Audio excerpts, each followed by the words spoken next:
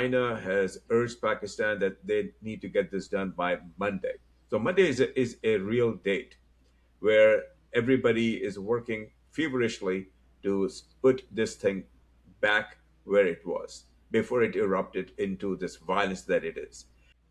Hello to our global audiences. This is Transition Protocol. We are meeting on an emergency basis at a time when we don't usually meet, which is a Friday, the 17th of July. And with me are my distinguished panel, Pepe Escobar and Larry Johnson, to discuss the news that is very relevant to the entire world. Go ahead, Pepe. Thank you, Mr. Z. Thank you, Larry. Yes, we have, in fact, we have a full briefing, which I'm going to give you the essential details. Some of it is extremely controversial, so we'll put it in the conditional. But the most important information flowing this Friday, where, by the way, the United States is bombing Iran for the sixth day in a row. And I have to say that before my introduction, they are bombing civilian infrastructure. And part of the civilian infrastructure I saw for myself on my last trip to Iran last year. They bombed the control tower of the civilian port of Chabahar in Sistan, Balochistan.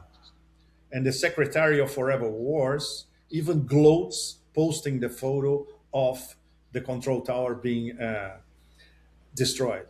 This is very important for several reasons. First, it's a key civilian infrastructure in Iran. Number two, it's a connectivity corridor. Chabahar port in Sistan Balochistan is a sister port of Gwadar in the Arabian Sea. They are separated by only 80 kilometers. And now they are sister ports for all practical purposes during the war.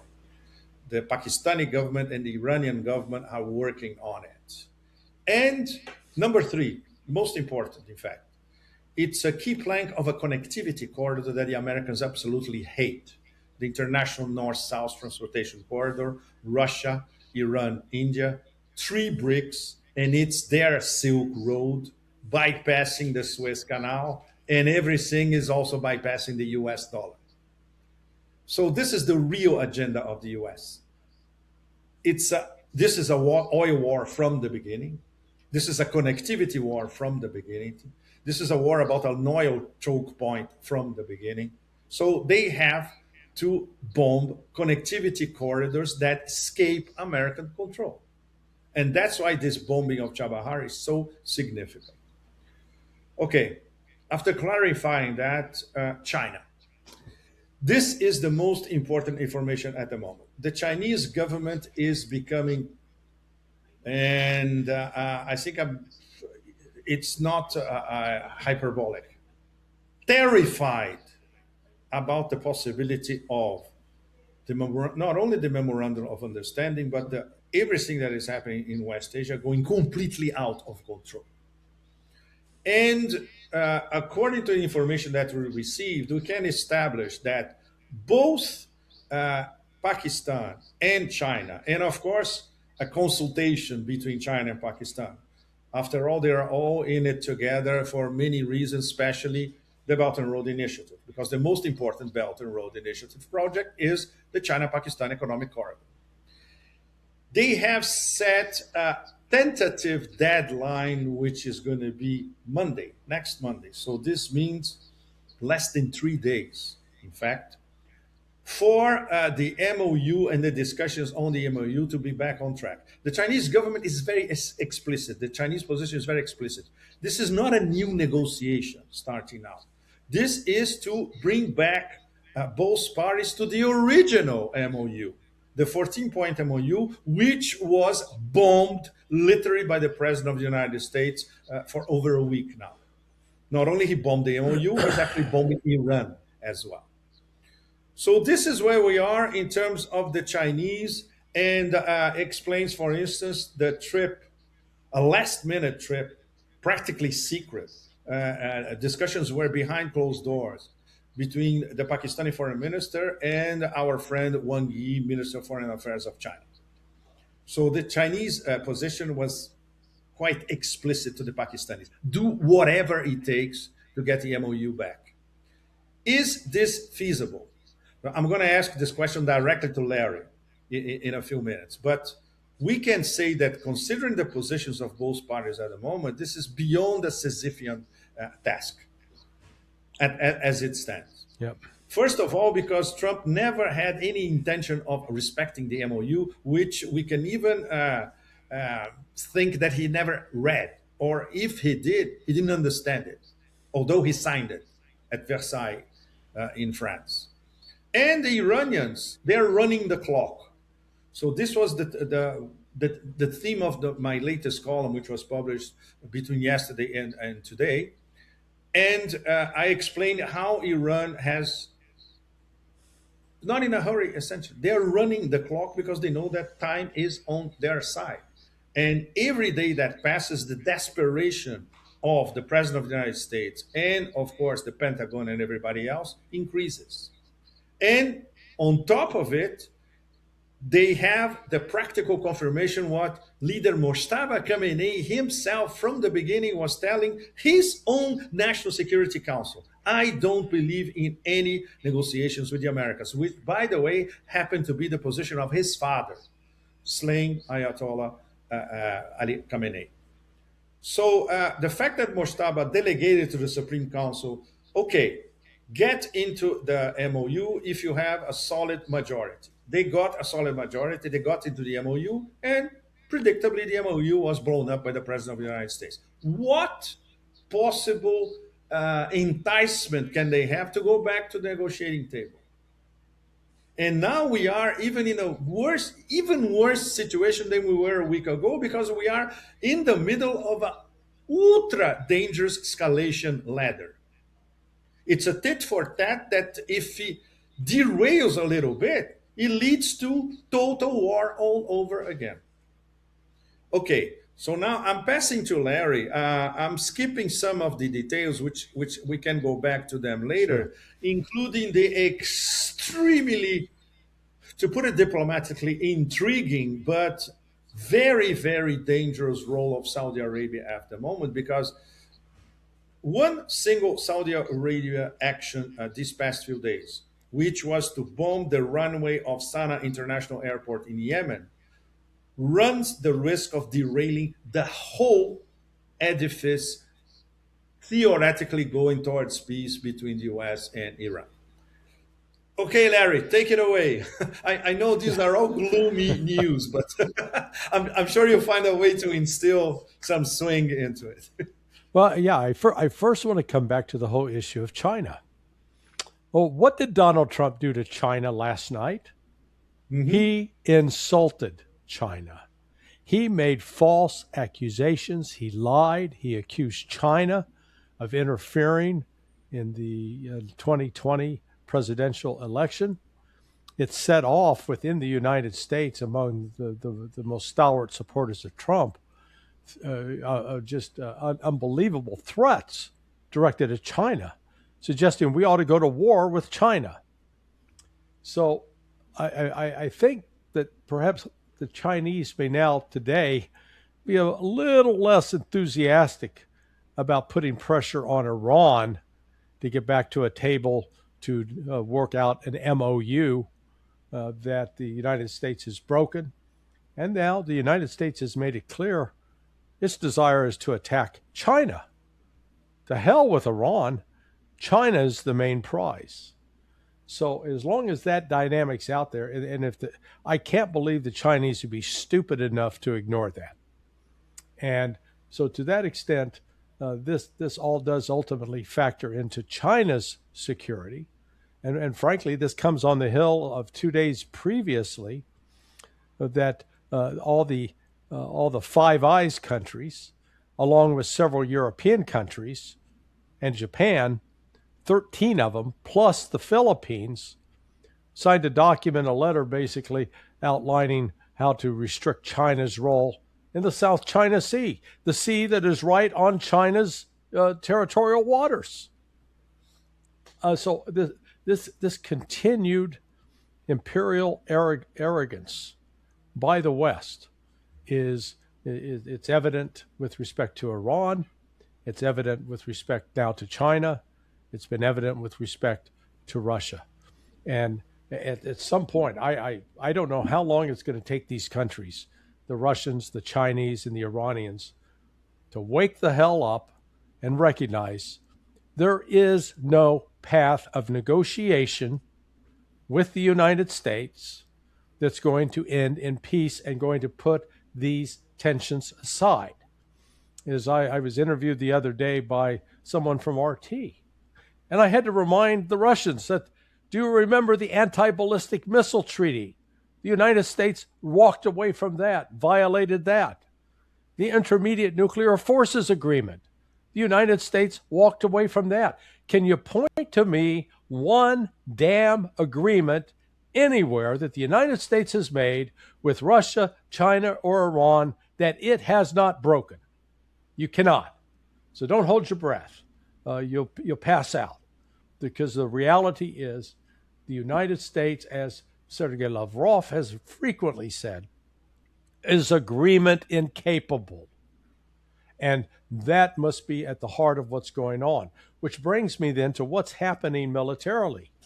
Now, this is where China's role with Iran has made a dramatic difference. It has changed both the tactical and strategic face of the war. It's called BeiDou.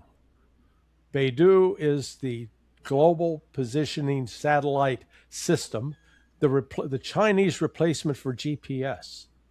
I just learned recently from a great YouTuber by the name of Kevin Walmsley, American living in China, but he pointed out that in the June, the 12-day war last June, that June 2025, that Iran was still using GPS coordinates to plugged into its missiles to direct them to hit targets in Israel. Well, guess what? The CIA and Mossad were spoofing them. They were able to get false coordinates in there, convince the missile that it was hitting target A, but in fact it was on target B, which was not relevant.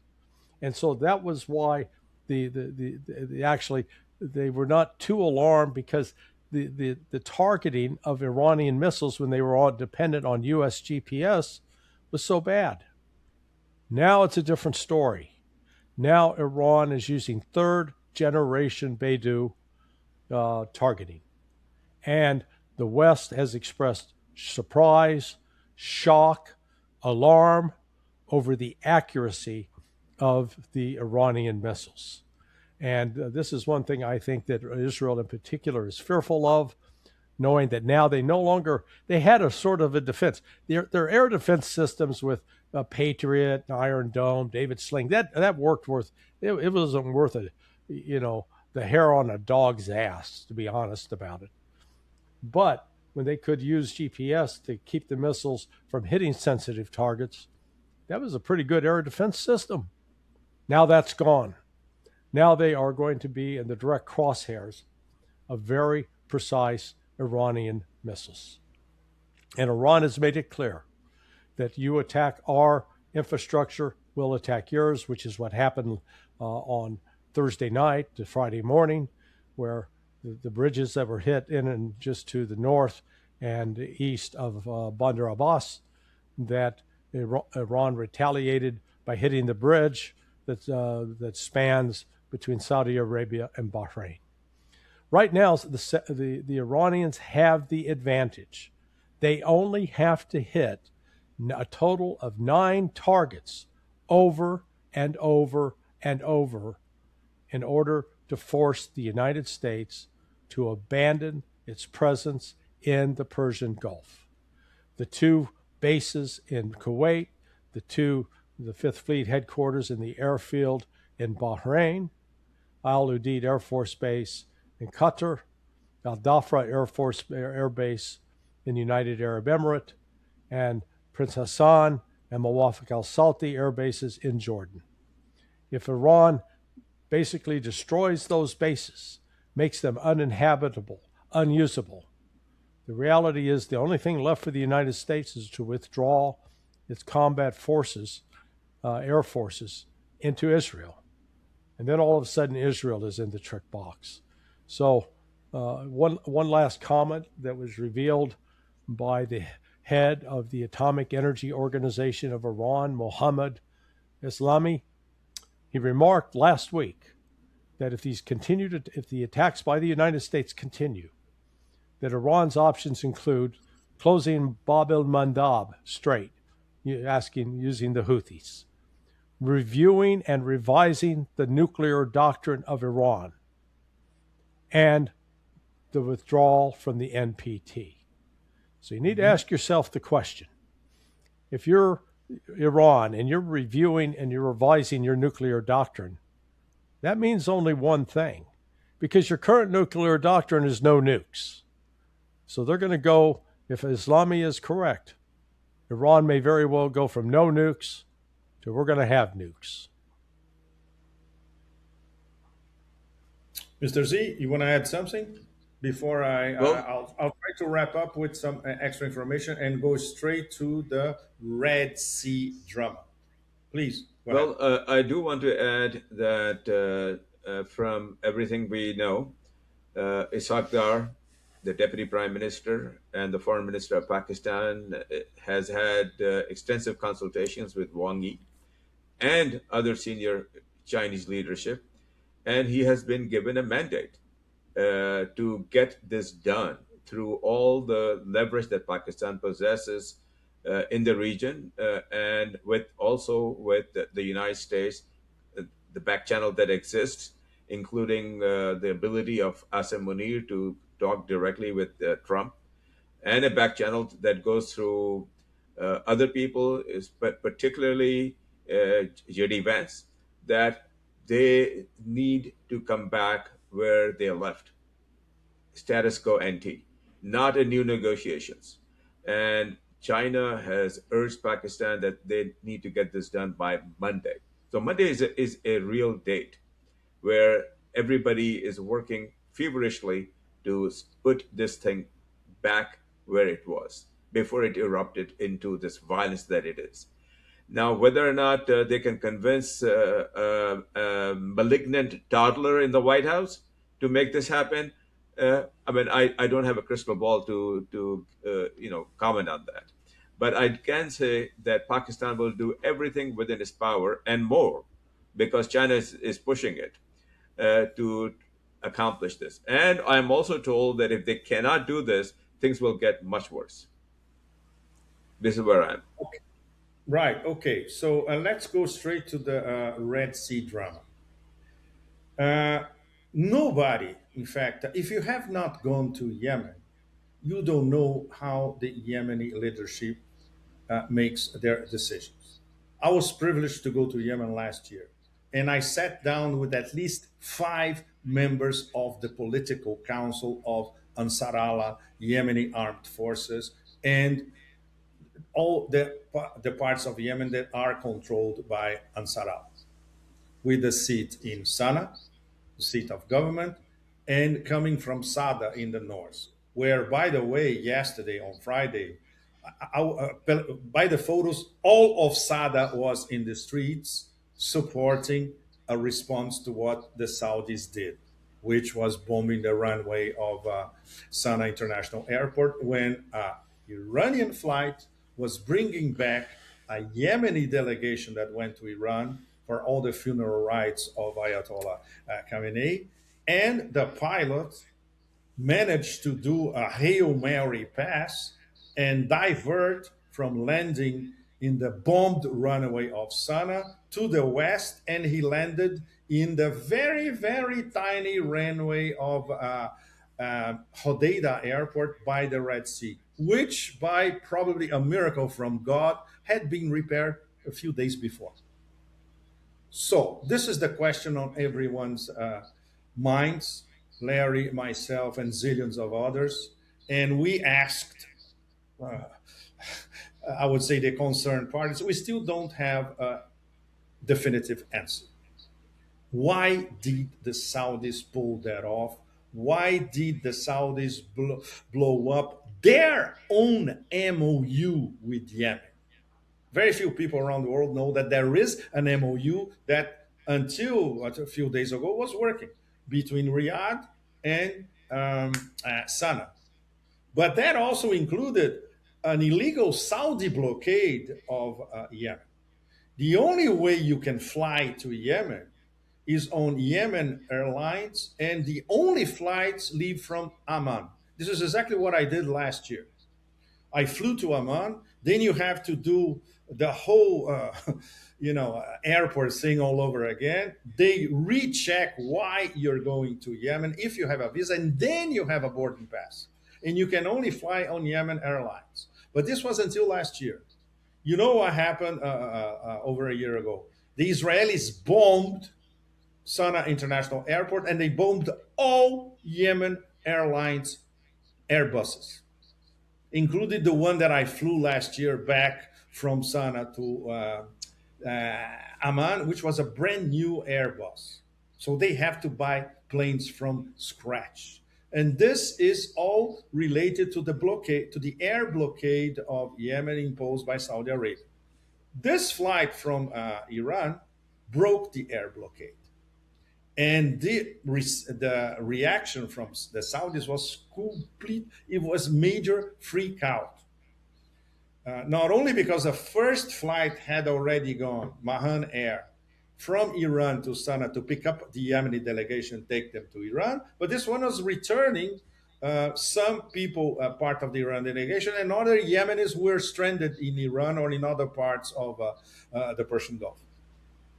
So, do we have an answer of why the Saudis actually did that? And they could only do that with a green light by MBS himself. Sorry, we still don't know. The best that we know, coming from the Pakistani mediators, they asked the Saudis about that, and the response that they had is that Saudi Arabia will stand down from now on. Well, if they don't stand down, they're going to blow up everything. They already blew up their own MOU. Then they're going to blow up this MOU, the relationship with Pakistan, and the relationship between Pakistan and Iran. So if the Saudis actually do that, this is, I would say, this is not a little shop of horrors. To remind a classic from the past, this will be the biggest shop of horrors of all time. In fact, right, Larry? So, do we have a resolution in terms of what the Saudis are going to do from now on? We still don't know. It's still up in the air. So we will be up to the Pakistanis, with which they have a military agreement that was upgraded only a few days ago when Asim Munir actually flew to Riyadh to talk to MBS to upgrade their military agreement. For the Pakistanis to tell the Saudis, please, stop it. You are blowing everything up and all our hard work, which also included you in the beginning. You were telling us that you support our mediation efforts, and you do this. You not only attacked Yemen, you were attacking an Iranian plane on a flight to Yemen. So this means, by all practical purposes, that you were attacking Iran directly. So far, Iran has not done anything about it. They are being extremely, wow. Once again, some sort of Taoist Shiite patience. But this will not last forever. Okay, so what do we have in terms even more complicated factors? Apparently now, Pakistan declared its own red line, and it does not look good. Even if Pakistan has temporarily contained a possible confrontation between Iran and Saudi Arabia, they said that any attack on Saudi Arabia is a red line on Pakistan.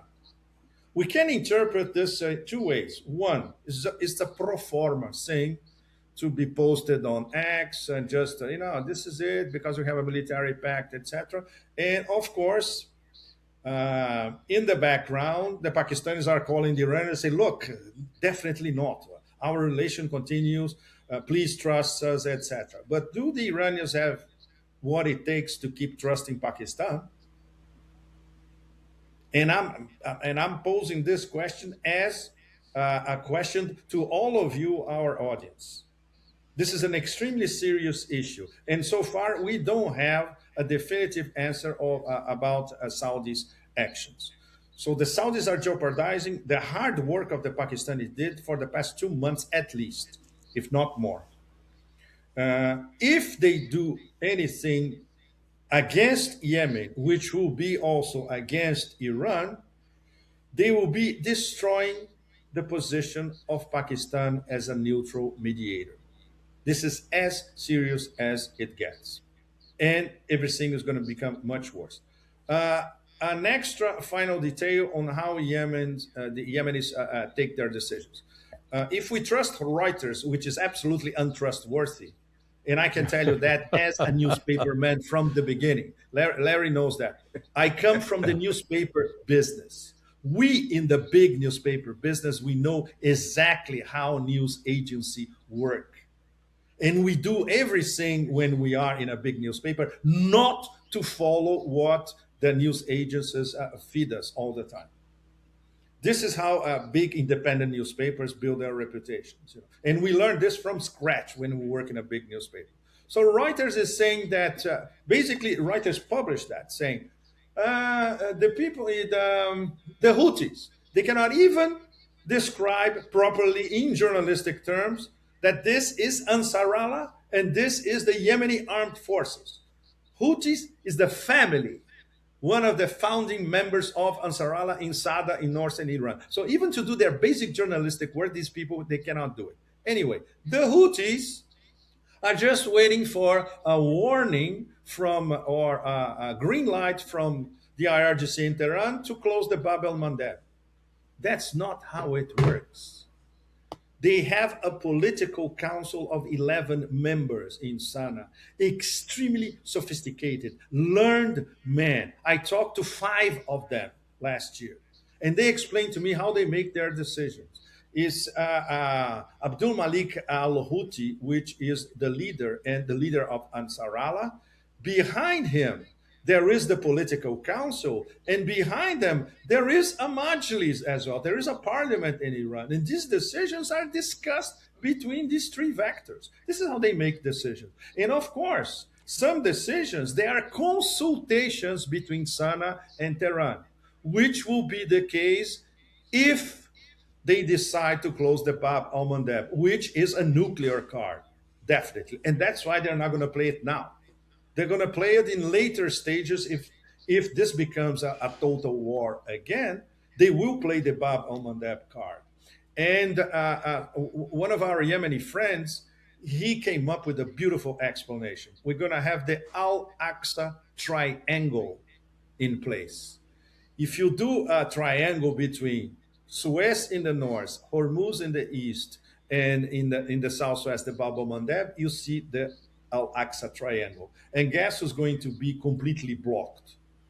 Saudi Arabia. So, do they want to do this against themselves? Makes absolutely no sense, right? But considering that this war is senseless in so myriad aspects, this could possibly happen. Okay, so this is just maybe a final point on the Red Sea drama. Larry and Mr. Z, please take it away. Uh, Larry, go ahead, and then I will add some comments about the relationship between Pakistan, Saudi Arabia, and China and Iran, and what Pakistan will do if push came to shove. Because I had the privilege of talking to somebody who is capable of commenting on that, and I will provide my impression of what I heard. Yeah, I'm inclined to believe that the attack or the attack on the runway on Monday may have been more inspired by Western intelligence working with a particular source in Saudi Arabia that may have even circumvented MBS. And I say that because when Yemen retaliated immediately, I expected that that if this was a serious Saudi Arabian initiative, that they would have followed up, but they didn't. In fact, they backed down. They turned it off. So it happened on Monday. We've had Tuesday, Wednesday, Thursday. We're now Friday, 4 days later. and they still haven't responded and retaliated. The other thing I look at is the fact that Iran's been very careful about not attacking Saudi targets over the course of its military response over the last 6 days, now going on day 7. And that while it has even attacked Qatar, even in the midst of its mourning for the fallen former leader, even though Qatar reportedly has been working with Pakistan to try to negotiate, to help get the negotiations back on track with the MOU. Iran didn't hesitate to hit them when Al Udeid was being used by the United States to carry out attacks on Iran. So this, there's a dynamic going on, but what is clear is that Iran has drawn a line in the sand. I think their position now is quite firm compared to maybe even on June 17th, that they're not going to go back to the MOU as is. To get back to the MOU, the United States is going to have to unfreeze funds up front, lift the blockade up front, lift sanctions up front, and then get Israel out of southern Lebanon. I don't see Iran backing away from any of those. I think they're going to now be more insistent. And I come back to the phrase that was being chanted in the streets of Qom, in the streets of Mashhad, in the streets of Tehran, Intikham, revenge. Mm-hmm. Mr. Z? Well, okay, I think it is important that we provide a perspective on the relationship between Pakistan, Iran, China, and Saudi Arabia, because that is pivotal to what is going on presently, right now. Knowing everything that I know about Pakistan and having spoken with people who know what is going on beneath the surface, I am very confident. Obviously, I don't have a crystal ball and I cannot predict the future. I'm extraordinarily confident that Pakistan will not attack Iran. It is not going to do anything that will upset the relationship between Pakistan, Iran, and China right now. Pakistan and Saudi Arabia are very close. They have a lot of ties, including financial ties and everything else, and lots of troops in Saudi Arabia as well. But more important to Pakistan than Saudi Arabia is China. It will never do anything, absolutely not do anything that will upset China. And right now, as we speak, Pakistani Deputy Prime Minister is returning from having consulted with Wang Yi and other Chinese officials with a very clear mandate: get this war to come to a close on status quo ante. Now, whether Tehran agrees to that or demands more confirmation about U.S. behavior, as Larry has wisely suggested, and I actually tend to agree with Larry. If I was in Iran, I would say, why the hell should I, trust you now?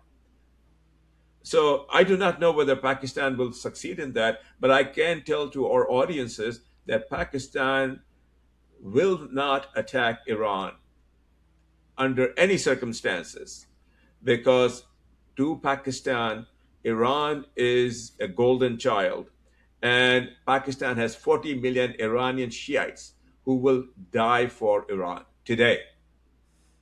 Absolutely certain. And no government, no Asim Munir can survive that. So they're not going to do that. Plus, on top of that, they have China saying, you need to bring this to an end. So I have no clue why Saudi Arabia did what they did. As Larry said, who knows what they did. But I can tell you that I have been told that they have agreed to stand down, and their behavior demonstrates that they're standing down. Right.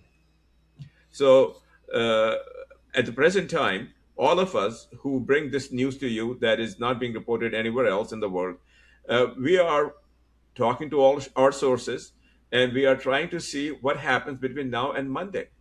Monday, we are told, is a crucial date where everybody is going to make certain decisions. And we hope that the decision on Monday by the toddler in the White House is that he returns back to the negotiating table. So this is something that I can add beyond the very wise discussion that our audiences have heard from Pepe and yourself, Larry. Yes. Okay, All let's right. wrap it up. Yep. Yes. Well, So we need to remind our audiences that we are on Substack, and we have a paid version of everything that we do for $5 a month, which is the least that we can charge you. Substack will allow us to send you to make you a paid member and to provide you with a weekly update on everything that we do delivered to your mailbox. So if you like what we are doing, please support us. $5 a month is less than the cost of a coffee, but it will go a long way to support us. This is Transition Protocol. We are here weekly, Monday with Larry, Tuesday with Pepe, Wednesday with the three of us, and on a special occasion like today, where a war might be imminent that will destroy the world. Hopefully not on a Friday. So kindly support us. This is Transition Protocol, and these are the founding members of Transition Protocol, Pepe and Larry, and we do everything within our power to bring you as accurately as possible the information that you do not hear from anywhere else. So thank you very, very much. Bye bye. thank you. Thank you. Bye. Cheers. Bye bye. Cheers.